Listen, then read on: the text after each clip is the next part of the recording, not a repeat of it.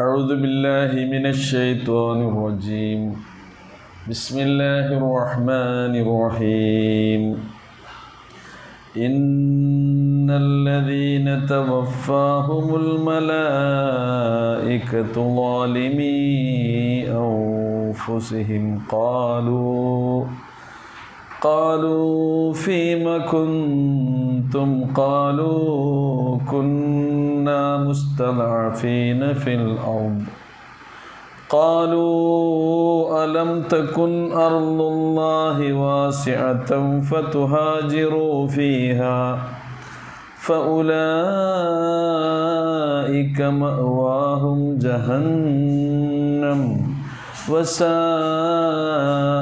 مصيرا إلا المستضعفين من الرجال والنساء والولدان لا يستطيعون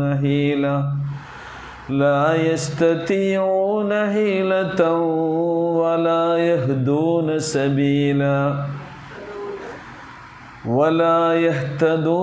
سبيلا فأولئك عسى الله أن يعفو عنهم وكان الله عفوا غفورا ومن يهاجر في سبيل الله يجد في الأرض مراغما كثيرا وسعة ومن يخرج من بيته مهاجرا إلى الله ورسوله ثم يدركه الموت فقد وقع أجره على الله وكان الله غفورا رحيما. പ്രിയമുള്ള സഹോദരന്മാരെ, സഹോദരികൾ,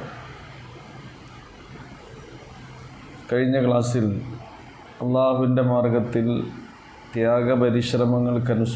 പരിശ്രമങ്ങൾ അനുഷ്ഠിക്കുന്നവരുടെ മഹത്വവും അള്ളാഹു അവർക്ക് നൽകുന്ന പ്രത്യേകമായ സ്ഥാന പദവികളും എന്തൊക്കെയാണെന്നാണ് നമ്മൾ അവസാനമായി മനസ്സിലാക്കിയത്. അള്ളാഹുവിൻ്റെ മാർഗത്തിൽ ജിഹാദ് ചെയ്യുന്നവരും എന്നാൽ പരിശ്രമിക്കാതെ അടങ്ങിയിരിക്കുന്നവരും ഒരിക്കലും സമമാവുകയില്ല. അള്ളാഹുവിൻ്റെ മാർഗത്തിൽ സമ്പത്ത് കൊണ്ടും ശരീരം കൊണ്ടും ത്യാഗപരിശ്രമങ്ങൾ ചെയ്യുന്നവർക്ക് അള്ളാഹു ശ്രേഷ്ഠതയും ഉന്നത പദവിയും നൽകിയിട്ടുണ്ട്. എന്നാൽ അതേപോലെ തന്നെ വകുല്ലൻ വഅദല്ലാഹുൽ ഹുസ്ന, എല്ലാവർക്കും അള്ളാഹു സുബ്ഹാനഹു വ തആല നന്മ വാഗ്ദാനം ചെയ്യുന്നുവെന്നാണ്. അപ്പോൾ ഓരോ മനുഷ്യരും അവർ എങ്ങനെയൊക്കെയാണോ കഠിനാധ്വാനം ചെയ്യുന്നത് അതിനനുസരിച്ചുള്ള പ്രതിഫലം പടച്ചവൻ കൊടുക്കും. അപ്പോൾ ജിഹാദ് ചെയ്യുന്ന ആളുകൾ അവർ കൂടുതൽ അള്ളാഹുവിലേക്ക് അടുക്കുവാനും തങ്ങൾക്ക് അള്ളാഹു നൽകിയ അനുഗ്രഹങ്ങളെ അവൻ്റെ പ്രീതി ആഗ്രഹിച്ചുകൊണ്ട് പരമാവധി അത് സ്മരിച്ചുകൊണ്ട് ത്യാഗം ചെയ്യുവാനും സന്നദ്ധരാകുന്ന ആളുകളാണ്. എല്ലാ നന്മകളിലും മുന്നിൽ നിൽക്കുന്ന ആളുകൾ. അതുകൊണ്ടാണ് സ്വർഗത്തിൽ പോകുന്ന ആളുകളെ അള്ളാഹു രണ്ട് കാറ്റഗറിയായി തിരിച്ചിരുന്നു. മരണാനന്തരം അള്ളാഹു സുബ്ഹാനഹു വ തആല വിശ്വാസികൾ ഒന്ന് നരകത്തിൽ പോകുന്ന ആളുകളാണ്, മറ്റൊന്ന് സ്വർഗത്തിൽ പോകുന്ന ആളുകളാണ്. എന്നാൽ സ്വർഗത്തിൽ പോകുന്നവർ തന്നെ രണ്ട് വിഭാഗമുണ്ട്. സൂറ വാഖിഅയിൽ അള്ളാഹു ആ കാര്യം പറയുന്നുണ്ട്. ഇന്ന് അസ്സാബിഖൂൻ ഉലൈകൽ മുഖറബുകളായ ആളുകളുണ്ട്.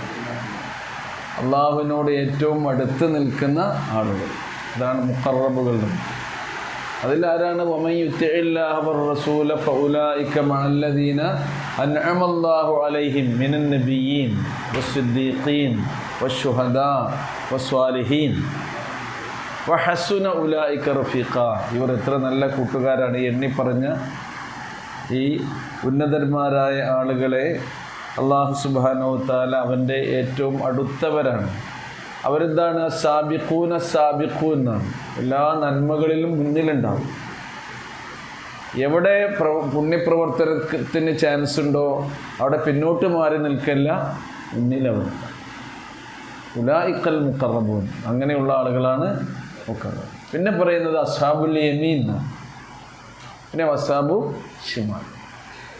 അപ്പോൾ മുഖറബീങ്ങളും അസ്ഹാബുൽ യമീനുകളും മിനൽ മുഅ്മിനീൻ, ആരിൽ നിന്നാണ്? വിശ്വാസികളിൽ നിന്നാണ്, സ്വർഗസ്ഥരായ ആളുകളിൽ നിന്നാണ് അള്ളാഹു ഇങ്ങനെയുള്ള ഈ പദവി. വലത് കരം കൊണ്ട് തങ്ങളുടെ ജീവിതരേഖ ഏറ്റുവാങ്ങുന്നവരാണ് ആര്? അസ്ഹാബുൽ യമീൻ. അപ്പോൾ മുഖറബീങ്ങൾ ഏത് കയ്യിലാണ് വാങ്ങുക? അവരേത് കയ്യിലാണ് വാങ്ങുക? അവരും വലത് കയ്യിൽ തന്നെയാണ് ഏറ്റുവാങ്ങുന്നത്. അപ്പോൾ ഇങ്ങനെ പുണ്യങ്ങളുടെയും നന്മകളുടെയും ത്യാഗപരിശ്രമങ്ങളുടെയും അടിസ്ഥാനത്തിൽ അള്ളാഹു അവർക്ക് പദവികൾ നൽകും. അതാണ് ഇവിടെ ഫല്ലല എന്ന് പറയുന്നതാണ്, അള്ളാഹു നൽകിയ ശ്രേഷ്ഠതയാണ്. എന്നാൽ എല്ലാവർക്കും ഉണ്ട്, നന്മ നിറഞ്ഞ ആളുകൾക്കൊക്കെ, ചെയ്യുന്ന ആളുകൾക്കൊക്കെ എന്തുണ്ട്? കുല്ലൻ വഅദല്ലാഹുൽ ഹുസ്ന, നിങ്ങൾ നന്മ ചെയ്താൽ അത് ഒരിക്കലും വെറുതെയാവുകയില്ല. വമൻ യഅമൽ മിസ്ഖാല ദർറത്തിൻ ഖൈറൻ യറ, അതാണ്. നേരെ മറിച്ചു വമൻ യഅമൽ മിസ്ഖാല ദർറത്തിൻ ശർറൻ യറ. എന്നാൽ ഇതിനൊന്നും അവസരം കിട്ടിയിട്ട് ഉപയോഗപ്പെടുത്താത്ത ഒരു വിഭാഗം ആളുകളെക്കുറിച്ച്, അവരുടെ മരണവേളയെക്കുറിച്ചാണ് ഈ പറയുന്നത്. അപ്പോൾ രണ്ട് രീതിയിലാണ് ശരിക്കും മരണമുള്ളത്. രണ്ട് രീതിയിലാണ് ഈ ലോകത്ത് നടക്കുന്ന മനുഷ്യരുടെ മരണം സംഭവിക്കുന്നത് എന്ന് ഖുർആൻ നമുക്ക് പരിചയപ്പെടുത്തി തരുന്നു. ഒന്ന് നഫ്സുൻ ത്വയ്യിബ, പരിശുദ്ധാത്മാവിൻ്റെ മരണം. മറ്റൊന്ന് നഫ്സുൻ ഖബീസ, മ്ലേച്ഛാത്മാവിൻ്റെ മരണം.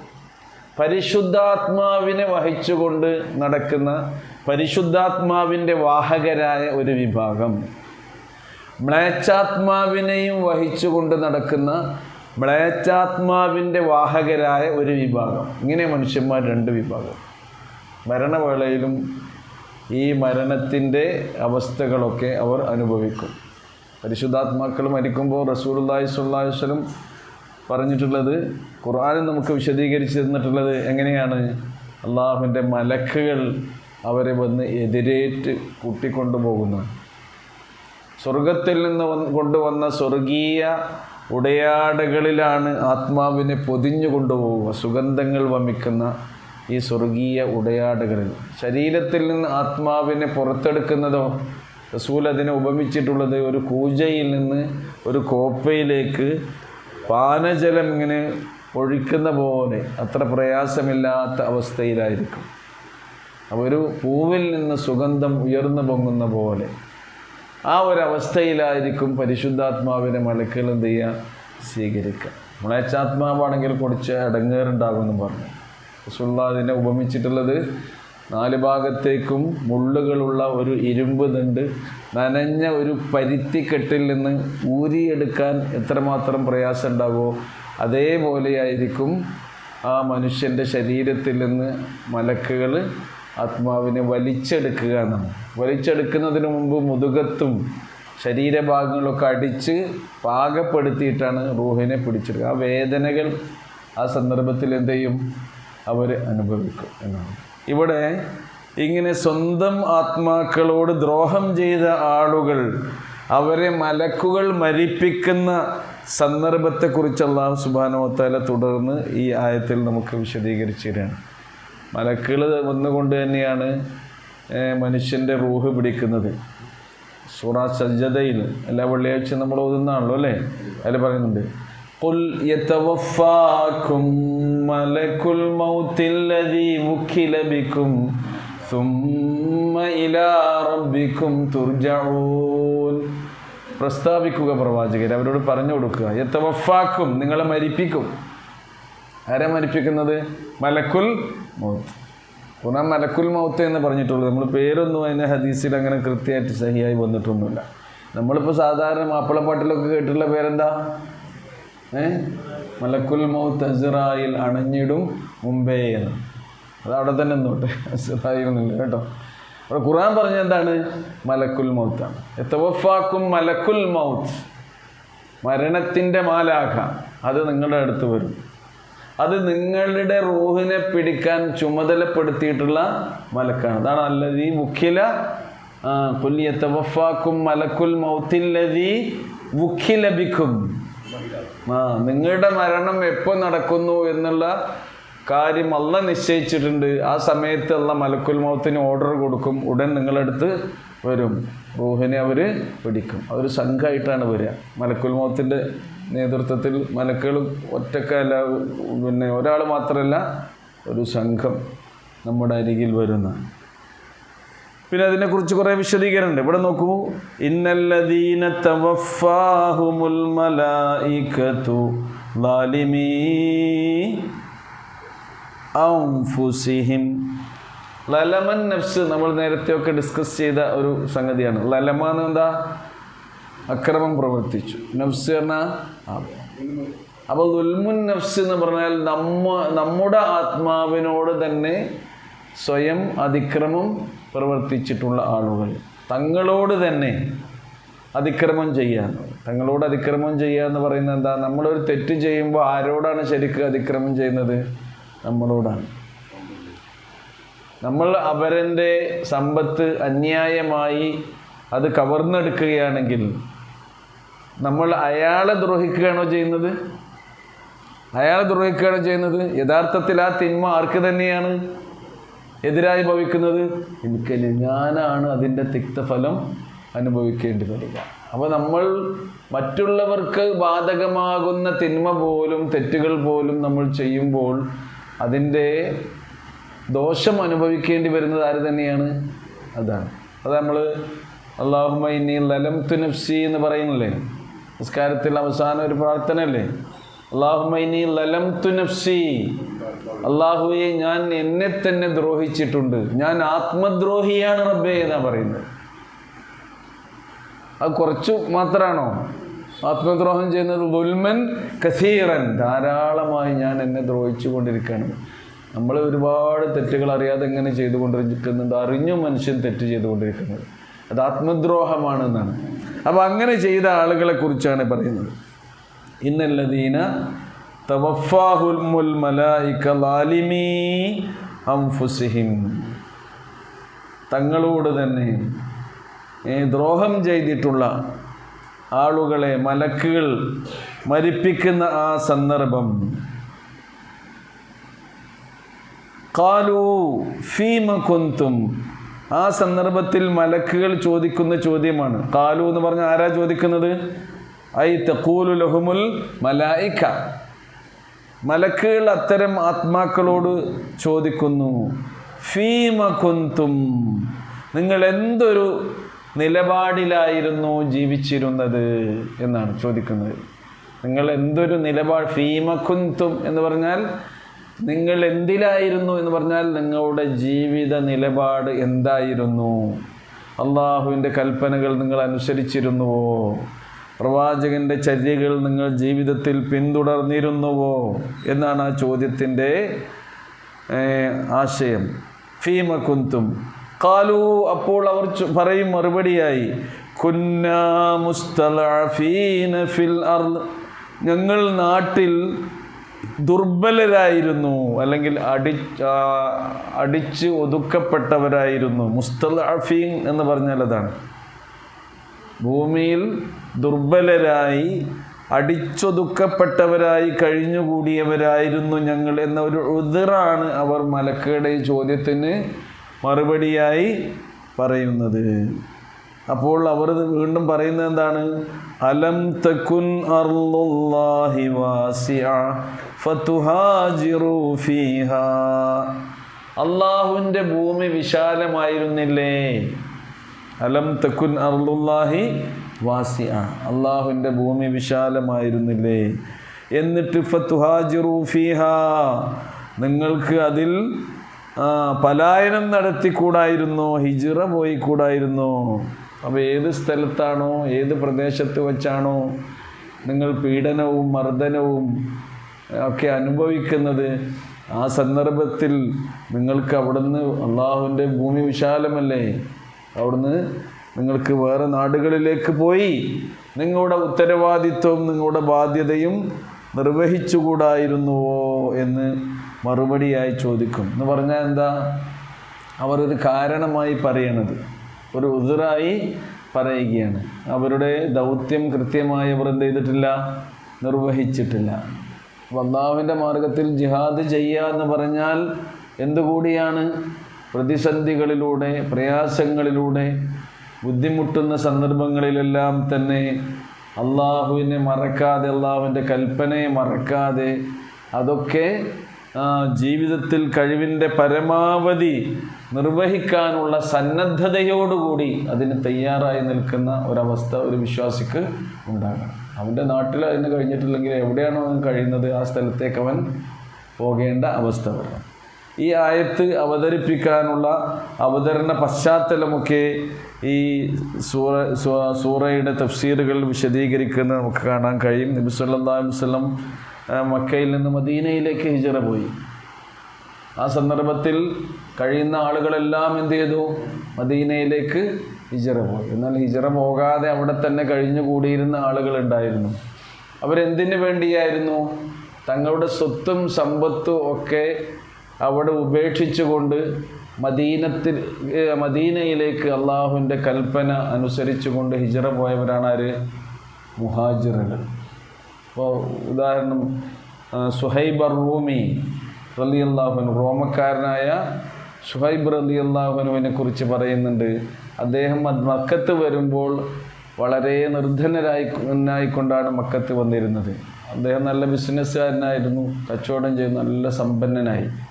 അദ്ദേഹം ഹിജ്റ പോകാൻ തീരുമാനിച്ചുകൊണ്ട് മക്ക വിടുന്ന സന്ദർഭത്തിൽ മുശ്രിക്കുകളൊക്കെ അദ്ദേഹത്തെ വളഞ്ഞുകൊണ്ട് പറഞ്ഞു, നീ ഇങ്ങോട്ട് വന്നപ്പോൾ പരമദരിദ്രനായിട്ടാണ് വന്നിട്ടുള്ളത്. നിൻ്റെ കയ്യിലുള്ള മുഴുവൻ സമ്പത്തും മക്കയിൽ താമസിച്ചുകൊണ്ട് കച്ചവടം ചെയ്ത് നീ ഉണ്ടാക്കിയതാണ്. അതുകൊണ്ട് ഇതിനൊരു തരിമ്പ് നീ ഇവിടുന്ന് പോകുമ്പോൾ കൊണ്ടാകാൻ പാടില്ല, വെറും കയ്യോടെ പോകണം എന്ന് പറഞ്ഞു. ഒന്നും എടുക്കാൻ അനുവദിക്കാതെയാണ് അവർ അദ്ദേഹത്തെ പറഞ്ഞയച്ചത്. അദ്ദേഹം അതിന് തയ്യാറായി. ഇദ്ദേഹത്തിൻ്റെ ഈ അവസ്ഥ കണ്ടപ്പോൾ റസൂൽ മദീനത്തിലെത്തിയിട്ടുണ്ടപ്പോൾ ഈ വിവരം അറിഞ്ഞപ്പോൾ റസൂൽ കരീം സ്വല്ലല്ലാഹു അലൈഹി വസല്ലം പറയുന്നുണ്ട്, റബിഹ ബൈഉക യാ അബാ യഹ്യ. അബൂ യഹ്യ എന്ന് അദ്ദേഹത്തെ വിളിച്ചിരുന്നു. അബൂ യഹ്യ, താങ്കളുടെ കച്ചവടത്തിൽ വൻ ലാഭം താങ്കൾ നേടിയിരിക്കുന്നു എന്ന് പറഞ്ഞാൽ എന്താ? അള്ളാഹിൻ്റെ മാർഗത്തിൽ ഇതൊക്കെ ത്യജിച്ചുകൊണ്ട് അദ്ദേഹം അവിടം വിട്ടു പോകാൻ തയ്യാറായി എന്നുള്ളത്. ഇതാണ് ശരിക്കും ജിഹാദ്. എന്നാൽ നേരെ മറിച്ച് ഈ സ്വത്തൊക്കെ ഒഴിവാക്കേണ്ടി വരുമല്ലോ, ബന്ധുക്കളെയും അതുപോലെ തന്നെ നാട്ടുകാരെയും സുഹൃജനങ്ങളെയും ഒക്കെ ഞങ്ങൾക്ക് നഷ്ടപ്പെടുമല്ലോ എന്ന് കരുതി ഹിജ്റ പോകാതെ അവിടെ തന്നെ തങ്ങി നിന്ന ആളുകളുണ്ട്. അത്തരക്കാരായ ആളുകളെ കുറിച്ചാണ് ഈ പറയുന്നത്. അതാണ്, അതുകൊണ്ടാണ് ഈ ചോദ്യം ചോദിക്കുന്നതും. അലം തക്കുൻ അർളുല്ലാഹി വാസിഅ ഫതുഹാജിറു ഫീഹാ. അള്ളാഹുവിൻ്റെ ഭൂമി അത് വിശാലമായിരുന്നില്ലേ, നിങ്ങൾക്കവിടെ അങ്ങോട്ട് ഹിജ്റ പോകാമായിരുന്നില്ലേ? അങ്ങനെ പോകാത്ത ആളുകൾക്ക്, അള്ളാഹുവിൻ്റെ ദീനിന് വേണ്ടി ത്യാഗം ചെയ്യാത്ത ആളുകൾക്ക് ഫഉലൈക മഅവാഹും ജഹന്നം, അവരുടെ സങ്കേതം കത്തിജ്വലിക്കുന്ന നരകാഗ്നിയാകുന്നു. വസാഅത് മസീറ, അത് എത്ര മോശമായ സങ്കേതമാകുന്നു. മസീർ എന്ന് പറഞ്ഞാൽ സങ്കേതം. സാഅത്ത് ഹസുനത്ത് എന്നൊക്കെ പറഞ്ഞാൽ സാഅ ഏറ്റവും ചീത്തയായത്, മോശമായത്.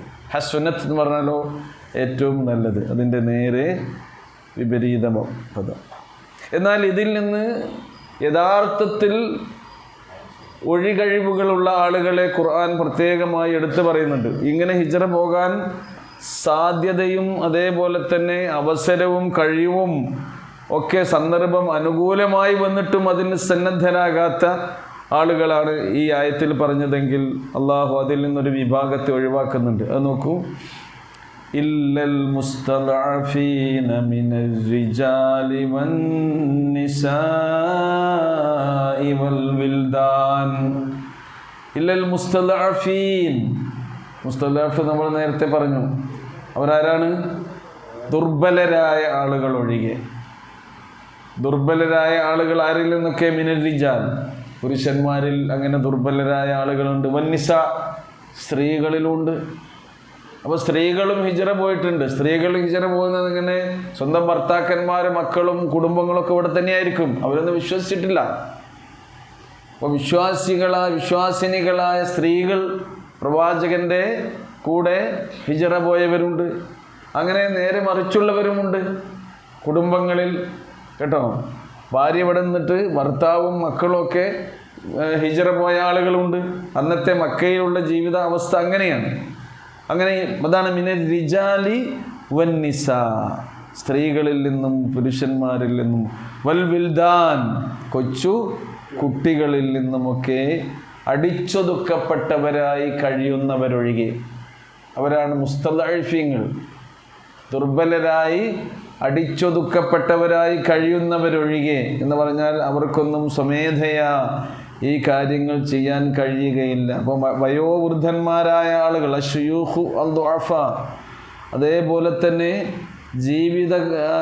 ജീവിതത്തിൻ്റെ അത്യാവശ്യങ്ങൾക്ക് വരെ ബുദ്ധിമുട്ടിക്കഴിയുന്ന ആളുകളുണ്ട്.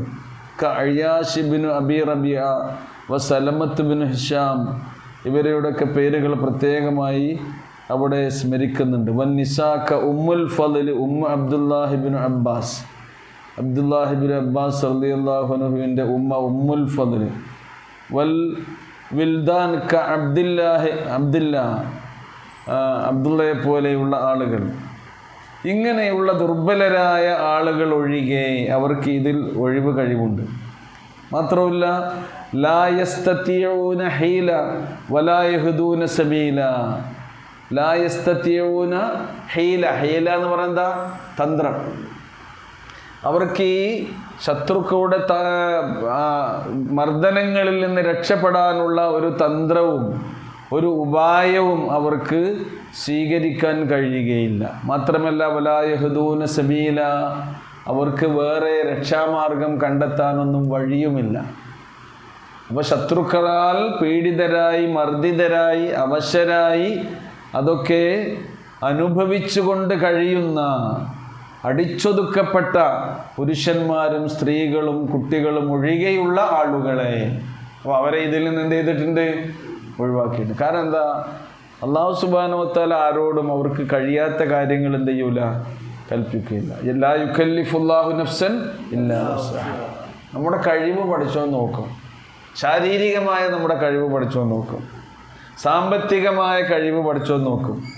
മറ്റ് നമ്മുടെ കുടുംബപരമായ ചുറ്റുപാടുകളെ പഠിച്ചോന്ന് നോക്കും. നമ്മുടെ സാധ്യതകളെ പഠിച്ചോന്ന് നോക്കും. അള്ളാഹ് നമുക്ക് ചെയ്തു തന്ന അനുഗ്രഹങ്ങൾ അള്ളാഹ്ക്ക് അറിയില്ലേ?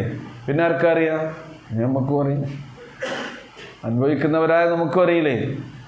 അപ്പോൾ അതാണ് ശരിക്ക് നമ്മുടെ വിശ്വാസത്തിനും കർമ്മങ്ങൾക്കും പ്രചോദകമാകേണ്ടത് എന്നുകൂടിയാണ് ഈ ആയത്ത് ബോധ്യപ്പെടുത്തുന്നത്. അങ്ങനെയുള്ള ആൾക്കാരെ പഠിച്ചോനൊന്നും എന്ത് ചെയ്യൂല, അവൻ ശിക്ഷിക്കുകയോ അതേപോലെ തന്നെ അവൻ്റെ എന്തെങ്കിലും ഒരു ശിക്ഷാ നടപടി അവൻ എടുക്കുകയോ ചെയ്യുന്നില്ല.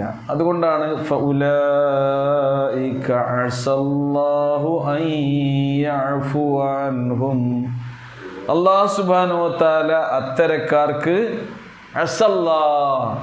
അല്ലാഹു ആയേക്കാം, എന്ത്? അൻ യഅഫു അൻഹും, അവർക്ക് മാപ്പ് നൽകിയേക്കാം. അഫാ യഅഫു, അഫു എന്ന് പറഞ്ഞാൽ എന്താ? മാപ്പ് നൽകി. നമ്മൾ പിന്നെ ലൈലത്തുൽ ഖദറിനെ പ്രതീക്ഷിച്ചു കൊണ്ടിരിക്കുമ്പോൾ ദുആ ചെയ്യാൻ വേണ്ടി ആയിഷ ബീവിക്ക് റസൂലുള്ളാഹി സ്വല്ലല്ലാഹു അലൈഹി വസല്ലം പഠിപ്പിച്ചു കൊടുത്ത ദുആ ആയിരുന്നു. നമ്മളൊക്കെ ചൊല്ലുന്നതല്ലേ?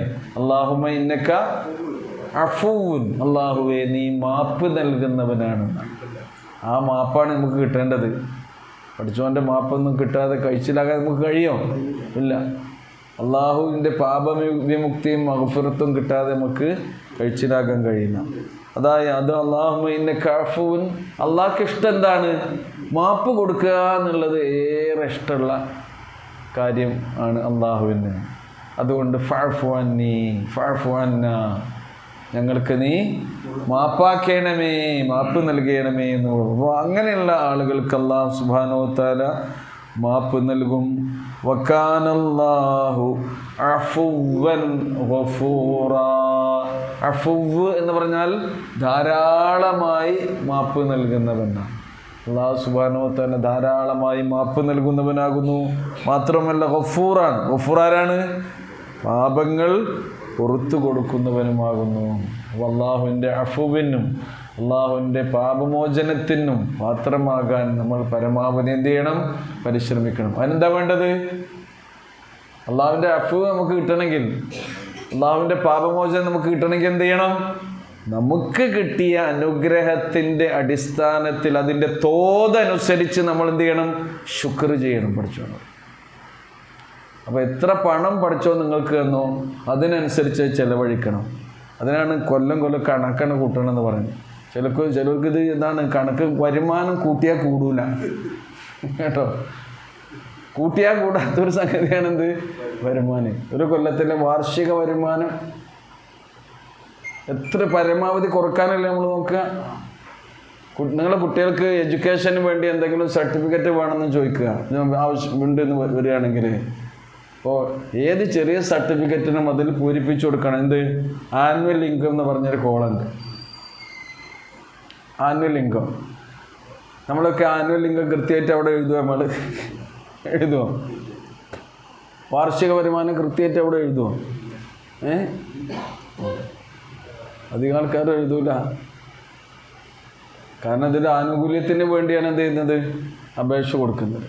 അത് പഠിച്ചവൻ്റെ മുമ്പിൽ ഈ സംഗതി ഒന്നും എന്ത് ചെയ്യൂല. നമ്മുടെ വാർഷിക വരുമാനം എത്ര ഉണ്ടോ എന്നുള്ളത് കൃത്യമായി നമ്മൾ അറിയണം. എന്നിട്ട് കണക്ക് കൂട്ടിയിട്ട് അതിൻ്റെ എത്ര ശതമാനം കൊടുക്കേണ്ടത് അത്ര ശതമാനം കൊടുക്കുക. ചിലർക്ക് 2.5% കൊടുക്കാനുള്ളവരുണ്ടാവും, ചിലർ 5% കൊടുക്കാനുള്ളവരുണ്ടാവും, ചിലർ 10% കൊടുക്കാനുള്ളവരുണ്ടാവും, ചിലർ നിധി കിട്ടുന്ന പോലെ എപ്പോഴും ഇങ്ങനെ കിട്ടുന്നവരുണ്ടാവും അല്ലേ? അവരെത്ര കൊടുക്കേണ്ടി വരും? 20% കൊടുക്കേണ്ടി വരും. നിധി കിട്ടിയാൽ എത്ര കൊടുക്കേണ്ടി? 20%. അങ്ങനെ അതാണ് ശരിക്കും സന്നദ്ധത. അപ്പോൾ പഠിച്ചോ വേറെ എല്ലാ സംഗതികളൊക്കെ പഠിച്ചോ നമുക്ക് എന്ത് ചെയ്യും? സ്വത്തിൻ്റെ കാര്യത്തിൽ. ഇനിയോ ശരീരം, നമ്മുടെ ആരോഗ്യം, നമ്മുടെ കഴിവ്, നമ്മുടെ ടൈം വളരെ വിലപ്പെട്ടതല്ലേ. നമ്മുടെ ടൈം പഠിച്ചോന് വേണ്ടി എത്ര നമ്മൾ വിനിയോഗിക്കുന്നുണ്ട് എന്നുള്ളതും വളരെ പരമപ്രധാനമായ സംഗതിയാണ്. സമയം, അതിനൊന്നും സമയമില്ല എന്നാണ് പറയാം. അപ്പോൾ ആളുകൾക്ക് വായിക്കാൻ സമയമില്ലല്ലോ. തീരെ സമയമില്ലാത്തൊരു സംഗതിയാണെന്ത്? എല്ലാവരും ചോദിച്ചു അല്ലേ? അതൊന്നും ഇപ്പോൾ ഒക്കെ പണ്ടല്ലായിരുന്നു വായിക്കാൻ സമയമില്ല. മൊബൈലിൽ നിന്ന് വായിക്കാം കേട്ടോ. മൊബൈൽ നോക്കാൻ സമയമുണ്ട്. ഈ മൊബൈലിന് വേണ്ടി നമ്മൾ നീക്കി വെക്കുന്ന സമയം നമ്മൾ കണക്കൂട്ടാൻ കേട്ടിട്ടുണ്ടോ? എത്ര സമയമാണ് അതിൻ്റെ മുമ്പിൽ നമ്മൾ കളയുന്ന ആലോചിച്ച് നോക്കൂ. ഈ ഹൊസക്ക് വേണ്ടി ഇപ്പോൾ ഒരു ആഴ്ചകാലം അല്ലേ ഒരു പരിപാടി വരുന്നുണ്ട് അല്ലേ? ഹൊസയോട് ഐക്യദാർഢ്യം പ്രഖ്യാപിച്ചുകൊണ്ട് എത്രയാണ്? ഒരാഴ്ചയല്ലേ? രാത്രി 9 മുതൽ അരമണിക്കൂർ നേരം നമ്മുടെ മൊബൈൽ ഫോണും നമ്മുടെ സിസ്റ്റം അതേപോലെ തന്നെ നമ്മുടെ കമ്പ്യൂട്ടറോ ഇമെയിലോ എന്ത് സംഗതി ഉണ്ടെങ്കിലും അതൊക്കെ ഓഫാക്കി വെക്കും. അത് വലിയ പരിശീലനം കൂടിയാവുമെന്ന് എനിക്ക് തോന്നുന്നത് കേട്ടോ. അതൊരു വലിയ മുന്നറിയിപ്പ്, ഒരു താക്കീതാണ്. ആർക്കൊക്കെ അല്ലേ? നമുക്ക് തന്നെ ഒരു താക്കീതാണ്. അങ്ങനെ നമുക്ക് കഴിയുന്നുണ്ടല്ലോ. അപ്പോൾ രാത്രി 9 മണി എന്നുള്ളത് പിന്നെ അത് നമ്മളെ ഓർമ്മപ്പെടുത്താൻ വേണ്ടി ഒരു അലാറം സെറ്റ് ചെയ്ത് വെക്കുകയും ചെയ്യാം. ആ സമയം ഓഫാക്കി വെച്ചിടും മൊബൈൽ. എന്നിട്ട് വേണമെങ്കിൽ കയ്യും വീശി എവിടെയാണോ അവിടെ അങ്ങനെ നടന്നേ ഒന്ന് ഉഷാറായിട്ട്. വീട്ടിലാണെങ്കിൽ കയ്യും വീശി ഒന്ന് നടക്കുക. അരമണിക്കൂർ. അപ്പോൾ ഞാൻ പറഞ്ഞു കൊണ്ടുവന്നത് നമ്മുടെ ടൈം വളരെ പ്രധാനപ്പെട്ടാണ്. എന്തിനു വേണ്ടി സമയം വിനിയോഗിക്കുന്നു? കാരണം എന്താ? ജീവിതം എന്താണ്? സമയമാണ്. നമ്മുടെ ജീവിതം സമയമല്ലേ? അപ്പോൾ ഇന്നത്തെ ഒരു ദിവസം നമുക്ക് കിട്ടിയ അൽഹംദുലില്ലാ, നാളെ നമുക്ക് കിട്ടുമെന്ന് വല്ല ഉറപ്പുണ്ടോ? ഒരു ഗ്യാരണ്ടി ഇല്ല നമ്മുടെ ടൈം. അന്ന് വൈകുന്നേരം വരെ കിട്ടുമെന്ന് അറിയില്ല. ഇതാ അസ്ബഹത്ത ഫലാ തൻതളിരിൽ മസാ വൈദാ അംസൈത്ത ഫലാ തൻതളിരി സബാഹ. നേരം വെളുത്താൽ വൈകുന്നേരം ആകുമെന്ന് ഉറപ്പിക്കേണ്ട, വൈകുന്നേരമായ നേരം പുലരുന്ന് ഉറപ്പിക്കേണ്ട. ആരോഗ്യമുള്ള കാലത്ത് നിങ്ങൾ അവശരാകുന്നതിന് സമയത്തേക്ക് വേണ്ടിയുള്ളതൊക്കെ എന്ത് ചെയ്തോളൂ? നിങ്ങൾ ശേഖരിച്ചോളൂ എന്നാണ് പറയുന്നത്. ജീവിതകാലത്ത് മരണത്തിന് ശേഷമുള്ളതിന് വേണ്ടി നിങ്ങൾ അധ്വാനിച്ചോളൂ. അല്ലാഹു സുബ്ഹാനഹു വ തആല നമ്മെ അനുഗ്രഹിക്കുമാറാകട്ടെ. അപ്പോൾ ഇതാണ് ഈ ആയത്തിൻ്റെ അന്തസ്സാര. ക്ലിയർ ആണല്ലോ? ഒന്നുകൂടി ഓതി നോക്കൂ. ഇന്നല്ലദീന തവഫാഹുമുൽ മലായികതു ളാലിമീ അൻഫുസിഹിം ഖാലൂ ഫീമ കുൻതും قالوا فيما كنتم قالوا كنا مستضعفين في الأرض قالوا ألم تكن أرض الله واسعة فتهاجروا فيها فأولئك مأواهم جهنم وساءت مصيرا إلا المستضعفين من الرجال والنساء والولدان لا يستطيعون حيلة ولا يهتدون سبيلا فأولئك عسى الله أن يعفو عنهم وكان الله عفوا غفورا.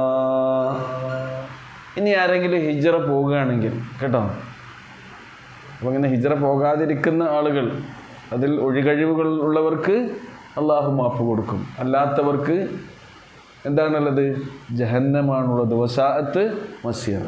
ഇനി ഹിജ്റ പോകുന്ന ആളുകൾ, വമൻ യുഹാജിർ ഫീ സബീലില്ലാഹ്, അള്ളാഹുവിൻ്റെ മാർഗത്തിൽ വല്ലവനും ഹിജ്റ പോവുകയാണെങ്കിൽ, പലായനം ചെയ്യുകയാണെങ്കിൽ അവനെന്ത് ലഭിക്കും?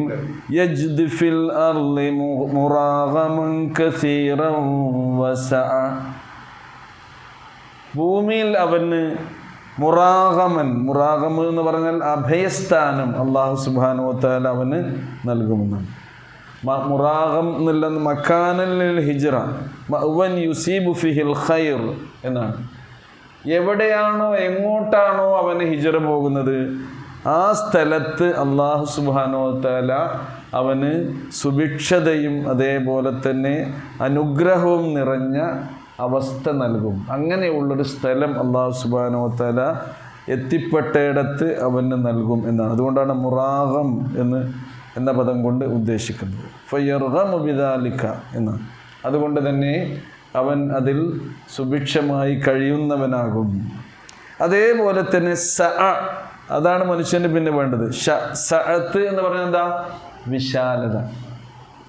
വസിഅയിൽ നിന്നാണ് അതിൽ നിന്നാണ് എന്ത് വരുന്നത്? സഅത്ത് എന്ന് വരുന്നത്. എന്ന് പറഞ്ഞാൽ വിശാലത. മനുഷ്യന് വിശാലതയാണ് വേണ്ടത്. എല്ലായിടത്തും എന്ത് വേണം? അവന് ഒരു വിശാലത ഉണ്ടാകണം, ഞെരുക്കുണ്ടാകരുത്, കുടുസ് അനുഭവപ്പെടരുത്. ഏത് കാര്യങ്ങളിലും എന്തുണ്ടാകുക? അവന് വിശാലത. അത് എങ്ങനെ തന്നെ ഉണ്ടാകണം? അത് അല്ലാഹ് നൽകണം വിശാലത. ഒന്നാമത് വിശാലത ഉണ്ടാകേണ്ടത് എവിടെയാണ്? മനസ്സിനാണ്, അല്ലേ?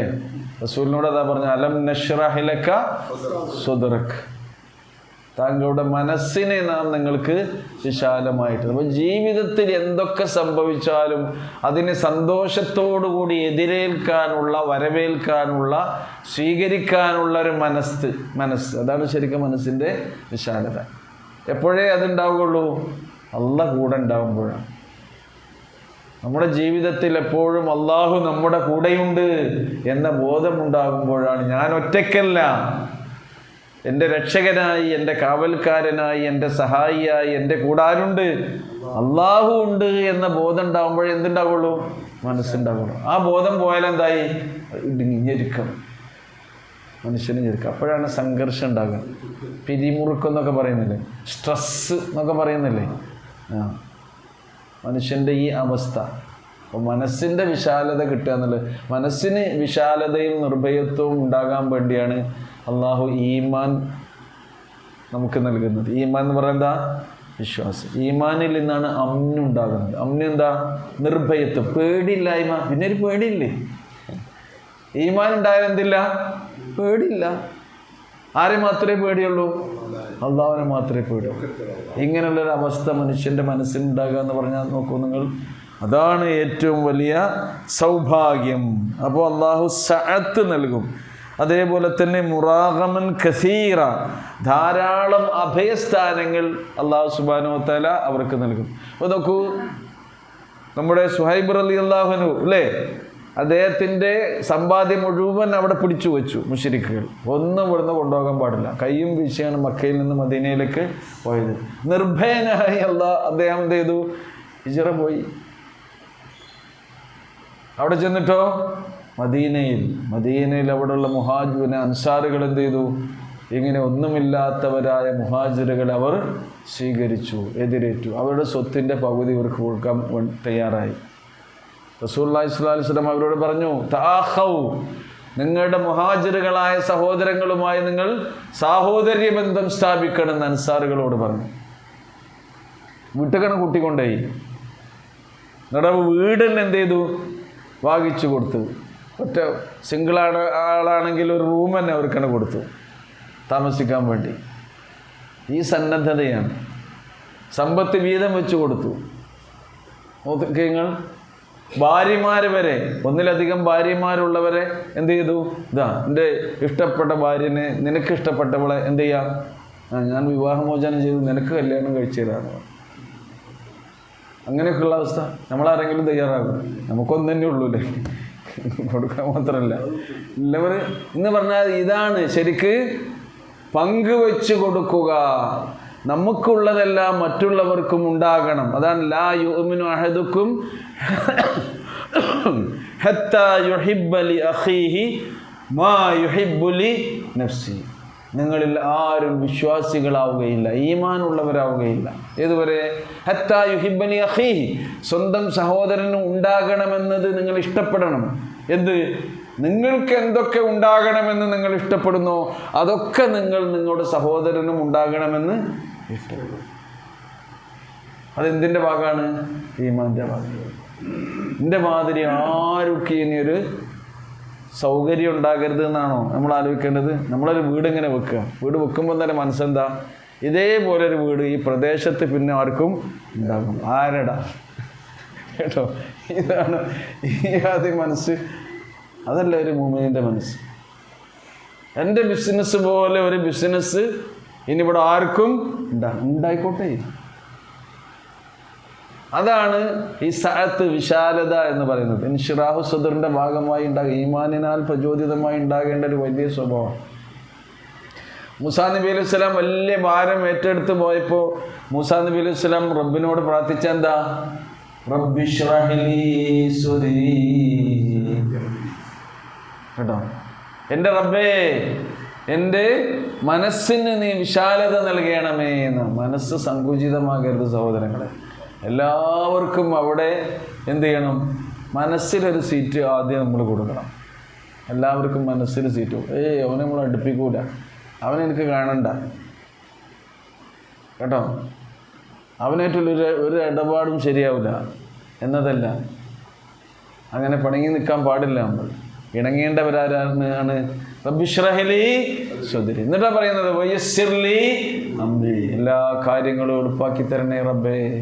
നമ്മുടെ കാര്യങ്ങൾ എളുപ്പാകണമെങ്കിലും എന്ത് വേണം? മനസ്സ് വിശാലായി വയ്ക്കുക. കാര്യങ്ങളൊക്കെ ഈസിയായി. ഇൻഷിറാഹു സദർ ഉണ്ടെങ്കിൽ എന്ത് ചെയ്യും? എല്ലാ കാര്യവും ഈസിയാകും. മനസ്സ് കുടുസമാണ് എങ്കിൽ, സങ്കുചിതമാണ് നമ്മുടെ മനസ്സ് എങ്കിൽ ഓരോ സ്റ്റെപ്പിലും പ്രയാസം ഉണ്ടാവും, ഇടങ്ങേറ് തന്നെയായിരിക്കും. കാരണം എന്താ? മനസ്സ് സുഖമല്ലേ, മനസ്സ് ശരിയല്ല, പിന്നെ ഇങ്ങനെ കാര്യം റെഡിയാക്കുക. വഹ്ലുൽ ഉഖ്ദതം മിൻ ലിസാനി. പിന്നെ മൂസാ നബിയുടെ അത്യാവശ്യം പറഞ്ഞ എന്താണ്? എൻ്റെ നാവിൻ്റെ വിക്ക് നീ അഴിച്ചു തരണമേ, നാവിൻ്റെ കുരുക്ക് അഴിച്ചു തരണമേന്നാ. എന്തിനു വേണ്ടി? യഫ്ഖഹു ഖൗലി, ഞാൻ പറയുന്ന കാര്യങ്ങൾ ജനങ്ങൾക്ക് മനസ്സിലാക്കണം. അപ്പോൾ എന്ത് ചെയ്യണം? നല്ല സംസാര വൈഭവം, സംഭാഷണ ചാരുതി എനിക്ക് തരണം റബ്ബേ എന്ന്. യഫ്ഖഹു ഖൗലി.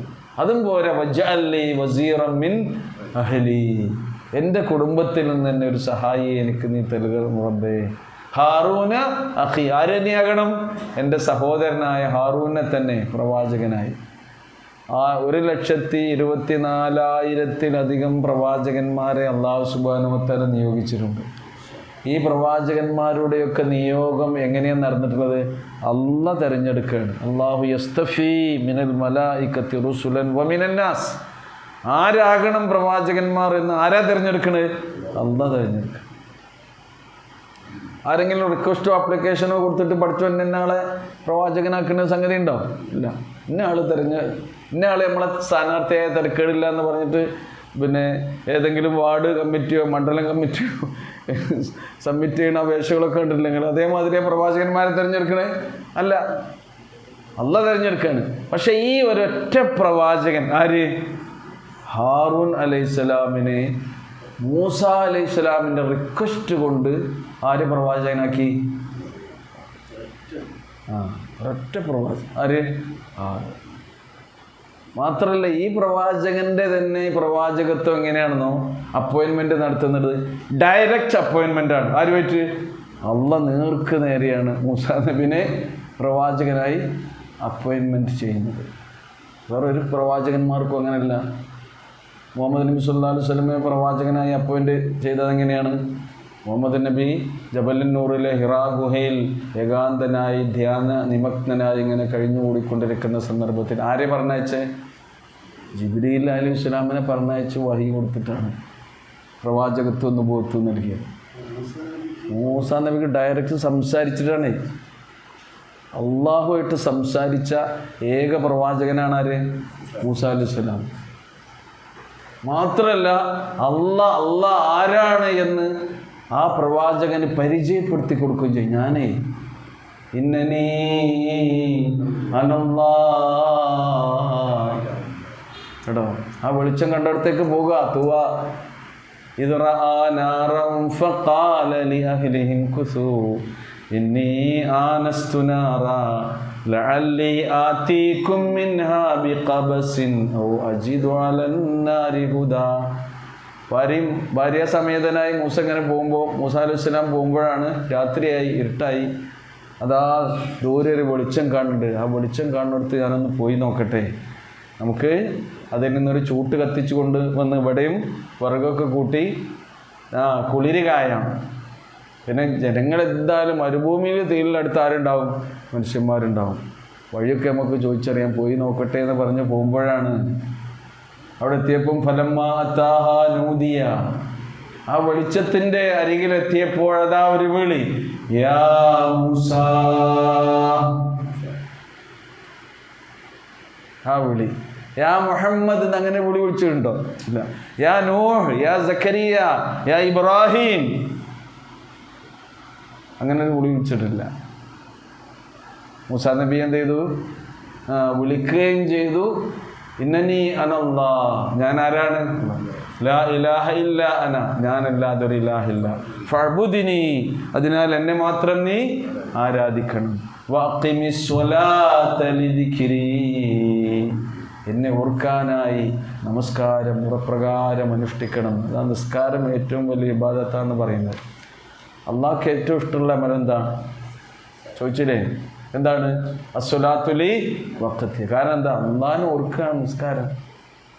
അഖിമിസ് സ്വലാത ലിദിക്രി ഇന്ന സ്സാഅത ആതിയത്തുൻ അകാദു ഉഖ്ഫീഹാ ലിതുജ്സാ കുല്ലു നഫ്സിൻ ബിമാ തസ്ആ. അന്ത്യദിനം വരാനുണ്ട്. അത് എന്ന് സംഭവിക്കുമെന്ന് ഞാൻ പറഞ്ഞു തരാതെ മറച്ചു വച്ചിരിക്കുകയാണ്. എന്തിനു വേണ്ടിയാണെന്നോ? അന്ത്യദിനം നിങ്ങൾ ചെയ്യുന്ന കർമ്മങ്ങൾക്ക് പ്രതിഫലം നൽകാൻ എന്ന് പറഞ്ഞുകൊണ്ടാണ്. പിന്നെ പറയുന്നു, വഅനഖ്തർതുക, ഞാൻ നിന്നെ പ്രവാചകനായി തെരഞ്ഞെടുത്തിരിക്കുന്നു.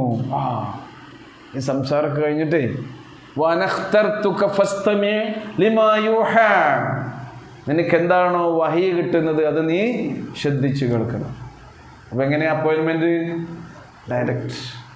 പഠിച്ചോ നേർക്ക് നേരെ സംസാരിച്ചിട്ട് പ്രവാചകനായി തിരഞ്ഞെടുത്തെന്ന് പറയുന്ന ഈ അപ്പോയിൻമെൻറ്റ് ഓർഡറും കൊണ്ടാണ് പിന്നെ എങ്ങോട്ട് പോകുന്നത്? മിസ്റിലേക്ക് പോകുന്നത്. പ്രവാചകനാണെന്നതിന് മൊഴിജിതത്തുകളും അവിടെ തന്നെ കൊടുക്കുന്നുണ്ട്. അള്ളാഹ് നേർക്ക് ആ ഫിറോവിൻ്റെ അടുത്തേക്ക് പോകാനാണേ അത് മൊഴിജിതത്തൊക്കെ കൊടുക്കുന്നുണ്ട്. അപ്പോൾ ഈ വലിയ ദൗത്യ നിർവഹണത്തിന് മൂസാ നബി ആവശ്യപ്പെട്ട ഏറ്റവും പരമപ്രധാനമായൊരു സംഗതി എന്താണ്? റബ്ബിശ്റഹ് ലീ സ്വദ്രി. അപ്പോൾ ഇൻഷിറാഹു സ്വദർ വളരെ പ്രധാനപ്പെട്ടൊരു സംഗതി. ഈമാനനുസരിച്ച് ആ ഇൻഷിറാഹു സ്വദർ നമുക്ക് ഉണ്ടാവും. ഈമാൻ കുറയുന്നതനുസരിച്ച് എന്ത് ചെയ്യും? മനസ്സിങ്ങനെ ടൈറ്റായി വരും. അപ്പോൾ അത് നമ്മൾ ശ്രദ്ധിക്കുക. അതുകൊണ്ടാണ് നാടൻ വിട്ട് എല്ലാം അള്ളാഹുവിൻ്റെ പ്രീതിക്ക് വേണ്ടി ഒഴിവാക്കിയാണ് പോകുന്ന ആൾക്കാരാണ് ആര്? മുഹാജിറുകൾ. അങ്ങനെ പോയവരോടും കൂടി റസൂല് പറഞ്ഞ എന്താണെന്നോ? എന്താണ്? ഇന്നമൽ അഅ്മാലു ബിന്നിയാത്ത്. നീയത്ത് ശരിയാക്കിക്കോളിയെന്ന്. ആരോടത് പറയുന്നത്? മുഹാജിറുകളോടാണ് പറയുന്നത്. ഇമാം ബുഖാരി റഹ്മത്തുള്ളാഹി അലൈഹി തൻ്റെ സഹീൽ ഒന്നാമതായി ഉദ്ധരിക്കുന്ന ഹദീസാണെന്ത്? ഈ ഹദീസ്. സഹീൽ ബുഖാരിയിൽ ആദ്യത്തെ പേജിന് മറിച്ചു നോക്കിയാൽ കാണുന്ന ഫസ്റ്റ് ഹദീസാണെന്ത്? ഒന്നാമത്തെ സംഗതി അത് തന്നെയാണ്. നിയ്യത്തില്ലെങ്കിൽ എല്ലാം പോയി. ഇന്നമൽ അഅ്മാലു ബിന്നിയാത്ത് ഫഇന്നമാ ലികുല്ലി ഇംറിഇൻ മാ നവ. എല്ലാ മനുഷ്യനും അവൻ എന്താണോ ലക്ഷ്യം വെച്ചത്, ഉദ്ദേശിച്ചത് അതേ ഉള്ളൂ. എന്താ പറയുന്നത്? ഫമൻ കാനത് ഹിജ്റതുഹു ഇലല്ലാഹി വറസൂലിഹി ഫഹിജ്റതുഹു ഇലല്ലാഹി വറസൂലിഹി. അള്ളാഹുവിൻ്റെ പ്രീതി ആഗ്രഹിച്ച് റസൂലിൻ്റെ വഴി പിന്തുടർന്നുകൊണ്ട് ആരെങ്കിലും ഹിജ്റ പോകുകയാണെങ്കിൽ അവൻ്റെ ഹിജ്റ അള്ളാഹുവിലേക്കുള്ള ഹിജ്റയാണ്. അതിൻ്റെ കൂലി അവന് കിട്ടും. വമൻ കാനത് ഹിജ്റതുഹു ലിദുന്യൻ യുസീബുഹാ അവ ഇംറഅത്തിൻ യൻകിഹുഹാ. എന്തെങ്കിലും ദുന്യവിയായ നേട്ടത്തിന് വേണ്ടി വല്ലവനും ഇവിടുന്ന് ഹിജ്റ പോകുന്നുണ്ടെങ്കിൽ, അല്ലെങ്കിൽ അവ ഇംറഅത്തിൻ യൻകിഹുഹാ, ഒരു സ്ത്രീയെ കല്യാണം കഴിക്കണമെന്ന ലക്ഷ്യമാണ് ഹിജ്റയിൽ നിങ്ങൾക്കുള്ളത് എങ്കിൽ ഫഹിജ്റതുഹു ഇലാ മാ ഹാജറ ഇലൈഹി. എന്ത് ലക്ഷ്യം വെച്ച് ഹിജ്റ പോയി അതവന് കിട്ടും. മദീനത്ത് നല്ല സുന്ദരികളായ പെണ്ണുങ്ങളെ നോക്കി ഇതില്ല കല്യാണം കഴിച്ചുകൂടാ, ദുനിയാവ് കിട്ടും. അവിടെ വെച്ച് നല്ല ബിസിനസ്സും കാര്യങ്ങളും ഒക്കെ ചെയ്യുകയാണെങ്കിൽ അവിടെ നല്ല ബിസിനസ്സിന് സാധ്യതയുള്ള സ്ഥലമാണേത്? മദീന. അവിടുത്തെ മാർക്കറ്റ് മുഴുവൻ ഭരിക്കുന്ന ജൂതന്മാരാണ്. റസൂല് ഇവിടുന്ന് ഹിജ്റ പോയപ്പോൾ അവിടുത്തെ മാർക്കറ്റിൻ്റെ അധിപതികൾ ആരായിരുന്നു? ജൂതന്മാരായിരുന്നു. പലിശയിലധിഷ്ഠിതമായ, ഊഹക്കച്ചവടത്തിലധിഷ്ഠിതമായ, അതേപോലെ തന്നെ കച്ചവട രംഗത്ത് എന്തൊക്കെ ചൂഷണങ്ങളുണ്ടോ അതൊക്കെ നിലനിൽക്കുന്ന ഒരു കച്ചവട കേന്ദ്രമായിരുന്നു അന്ന് ഏത്? മദീന. അവിടെ വെച്ചാണ് വൈലുല്ലിൽ മുത്തഫിഫീൻ അല്ലദീനഹും ഇദക്താലു അലന്നാസി യസ്തൗഫൂൻ വഇദാ കാലൂഹും ഔ വസനൂഹും യുഖ്സിറൂൻ അലാ യളുന്നു ഉലൈക അന്നഹും മബ്ഊസൂന ലിയൗമിൻ അദീം. മരിച്ചാണ് ചെല്ലണ്ടേ, നിങ്ങൾ ഉയർത്തെഴുന്നേൽപ്പിക്കപ്പെടുമെന്നുള്ള ബോധം നിങ്ങൾക്കില്ലേ? ആ ബോധം ഉണ്ടെങ്കിൽ ഇതൊക്കെ ശരിയാകും. പ്രത്യേകിച്ച് നമ്മുടെ ബിസിനസ്സിലും സമ്പത്തിലും സാമ്പത്തികമായ ഇടപാടിലും ഒക്കെ ഉള്ള സംഗതികൾ ക്ലിയർ ആണെങ്കിൽ ആരെ പേടി വേണം? മരിച്ചു എന്നാൽ പഠിച്ചവൻ്റെ മുമ്പിൽ നിൽക്കണം എന്നുള്ള പേടി ഉണ്ടെങ്കിൽ അതൊക്കെ ശരിയാകും. എവിടെ നമ്മൾ വന്നത്? സഅത്ത് അല്ലേ? വിശാലത. ഇതൊക്കെ അതിൽ പറയുന്നുണ്ട്. وَمَنْ يَخْرُجْ مِنْ بَيْتِهِ مُهَاجِرًا إِلَى اللَّهِ وَرَسُولِهِ ثُمَّ يُدْرِكْهُ الْمَوْتُ فَقَدْ وَقَعَ أَجْرُهُ عَلَى اللَّهِ. ഇനി وَمَنْ يَخْرُجْ مِنْ بَيْتِهِ مُهَاجِرًا إِلَى اللَّهِ, നേരത്തെ ഹദീസിൽ നമ്മൾ പറഞ്ഞല്ലോ, അള്ളാഹുവിലേക്ക് അവൻ്റെ പ്രീതി ആഗ്രഹിച്ചുകൊണ്ട്, വറസൂലിഹി അള്ളാഹുവിൻ്റെ പ്രവാചകൻ്റെ വഴി പിന്തുടർന്നുകൊണ്ട് ആരെങ്കിലും തൻ്റെ വീട്ടിൽ നിന്ന് ഹിജ്റ ചെയ്ത് പുറപ്പെടുകയാണെങ്കിൽ വഴിയിൽ വെച്ച് മരണം അവനെ പിടികൂടിയാലും അവന് ആരുടെ പ്രതിഫലമുണ്ട്? മുഹാജിറിൻ്റെ പ്രതിഫലമുണ്ട്. വഴിയിൽ നിന്ന് മരിച്ചു, ലക്ഷ്യം വെച്ച സ്ഥലത്ത് എത്തിയില്ല എന്ന് വിചാരിച്ചോളൂ, അവർക്ക് എന്ത് പ്രതിഫലമുണ്ട്? വഖഅ അജ്റുഹു അലല്ലാഹ്. അപ്പോൾ അവന് പ്രതിഫലം നൽകേണ്ട ബാധ്യത ആർക്കുണ്ട്? അല്ലാഹു സുബ്ഹാനഹു വ തആലക്കുണ്ട് എന്നാണ്. അതേപോലെ ഹജ്ജിനൊക്കെ പോകുന്നത് അങ്ങനെ തന്നെയാണ്. ഹജ്ജിനും ഉംറക്കും പുറപ്പെട്ടു കേട്ടോ. അങ്ങനെയാണെങ്കിൽ ഹജ്ജ് പൂർത്തിയാകാതെ ഒരു ഹാജി മരിക്കുകയാണെങ്കിൽ അയാൾക്ക് എന്ത് പ്രതിഫലമുണ്ട്? ആ ഹജ്ജിൻ്റെ പ്രതിഫലം. അദ്ദേഹം ഇഹ്റാമിൽ തന്നെയാണ്, തഹല്ലുലായിട്ടില്ല എങ്കിൽ ആ ഇഹ്റാമിൽ തന്നെ അയാൾ എന്ത് ചെയ്യണം? മറമാടും. വേറെ കഫൻ പുടവയൊന്നുമില്ല, മുഹരിമായിക്കൊണ്ട് അങ്ങനെ മറമാടണമെന്നാണ് ആര് പറഞ്ഞത്? റസൂലുള്ളാഹി സ്വല്ലല്ലാഹു അലൈഹി വസല്ലം പറഞ്ഞത്. കാരണം എന്താ? മുലബ്ബി ആയിക്കൊണ്ട് അദ്ദേഹം ഉയർത്തെഴുന്നേൽപ്പിക്കപ്പെടുന്ന. എങ്ങനെയായിരിക്കും ഹാജിമാർ ഹാജിയായിരിക്കെ ഇഹ്റാമിൽ മരണപ്പെട്ട വ്യക്തികളെ ഉയർത്തെഴുന്നേൽപ്പിക്കപ്പെടുക? ലബ്ബൈക അല്ലാഹുമ്മ ലബ്ബൈക ലബ്ബൈക ലാ ശരീക ലക മുലബ്ബിയായിക്കൊണ്ടായിരിക്കും. ഉംറയ്ക്ക് പോകുന്ന ആൾ വഴിയിൽ വെച്ചത് പൂർത്തിയാകാനാകാതെ മരണപ്പെടുകയാണെങ്കിൽ അങ്ങനെയായിരിക്കും ആ പ്രതിഫലം. അതാണ് നിയ്യത്ത് എന്ന് പറഞ്ഞത്. ഇന്നമൽ അഅ്മാലു ബിന്നിയ്യാത്ത്. അത് പൂർത്തിയാക്കാൻ കഴിഞ്ഞിട്ടില്ലെങ്കിലും പഠിച്ചോൻ ലക്ഷ്യം വച്ചില്ലേ.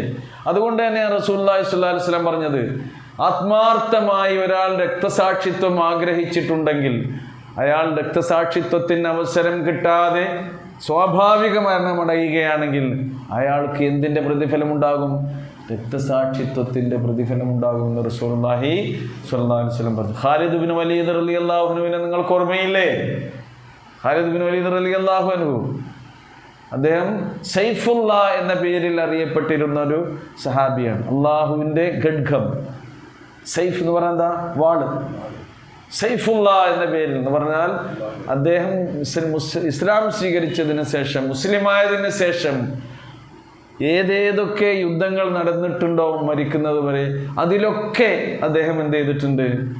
റസൂലിൻ്റെ കൂടെ അദ്ദേഹം യുദ്ധം ചെയ്തിട്ടുണ്ട്. റസൂലിൻ്റെ മരണാനന്തരം അതിന് ശേഷമുള്ള സഹാബിമാരുടെ കൂടെയൊക്കെ അദ്ദേഹം യുദ്ധം ചെയ്തിട്ടുണ്ട്. അദ്ദേഹത്തിന് അതിയായ ആഗ്രഹം ഉണ്ടായിരുന്നു എന്തിന്? രക്തസാക്ഷിയാകണം. പക്ഷേ രക്തസാക്ഷിത്വം അദ്ദേഹത്തിന് അള്ളാഹു വിധിച്ചിട്ടില്ല. അദ്ദേഹം സ്വാഭാവികമായി തൻ്റെ വീട്ടിൽ പായയിൽ കിടന്ന് തന്നെയാണ് മരിക്കുന്നത്. അദ്ദേഹം ഇങ്ങനെ പറയുന്നുണ്ട്, പഠിച്ചോനെ, ഞാൻ രക്തസാക്ഷിത്വം കൊതിച്ചു. എൻ്റെ ശരീരത്തിൽ ശത്രുക്കളുടെ വെട്ടേറ്റ പാടുണ്ട്, അവിടെ കുന്തത്തിൻ്റെ കുത്തേറ്റ മുറിവുകളുണ്ട്, അതിൻ്റെ കലകളും അടയാളങ്ങളുമുണ്ട്. പക്ഷേ എനിക്ക് എന്ത് ചെയ്തിട്ടില്ല? രക്തസാക്ഷിയാകാൻ കഴിഞ്ഞില്ല. എനിക്ക് സമാധാനം എന്താണെന്നോ? അള്ളാഹുവിൻ്റെ റസൂലിൻ്റെ വാക്കാണ്. ആ വാക്കെന്താ? നിഷ്കളങ്കമായി ആത്മാർത്ഥമായി ഒരാൾ രക്തസാക്ഷിത്വം കൊതിച്ചിട്ടുണ്ടെങ്കിൽ അയാൾക്ക് അതിന് അവസരം കിട്ടാതെ സ്വാഭാവികമായ മരണമാണ് വരിക്കുന്നതെങ്കിലും അയാൾ ആരാണ്? ഷഹീദിൻ്റെ പ്രതിഫലം അല്ലാഹു സുബ്ഹാനഹു വ തആല നൽകും. അപ്പോൾ അതാണ് നമ്മുടെ നിയ്യത്ത്. അപ്പോൾ അള്ളാഹു അതിന് ഒരുങ്ങി പുറപ്പെട്ടവർക്ക് എന്ത് ചെയ്യും? അതിൻ്റെ